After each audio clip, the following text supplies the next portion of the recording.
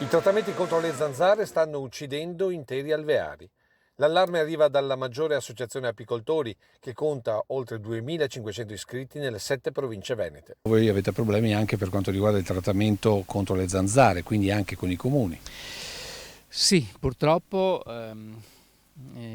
alcuni trattamenti fatti da alcuni comuni che magari si definiscono anche amici delle api, ma su questo stendiamo un velo pietoso, portano tanti problemi all'apicoltura.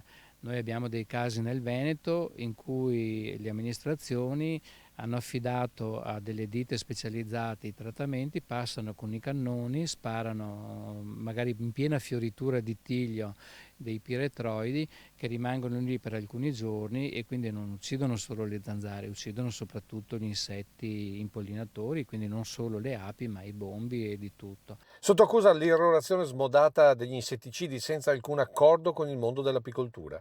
Associazione che però sottolinea come con le USL questo problema non accada. Quando c'è un problema sanitario non ci sono api che tengono, bisogna fare il trattamento sanitario.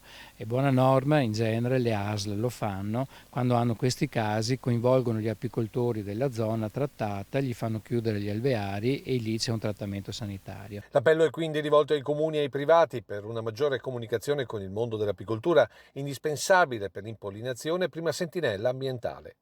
Oltre a ciò, gli apicoltori chiedono anche maggiore prevenzione mirata. E deve essere fatta non con il trattamento adulticida, ma con il trattamento larvicida, cioè bisogna prevenire, quindi le pastiglie nei tombini, nei ristagni d'acqua, quello è il vero lavoro. È chiaro che è un po' più costoso ed è più comodo fare l'altro, ma se abbiamo e vogliamo salvaguardare l'ambiente, salvaguardare l'ape è fondamentale.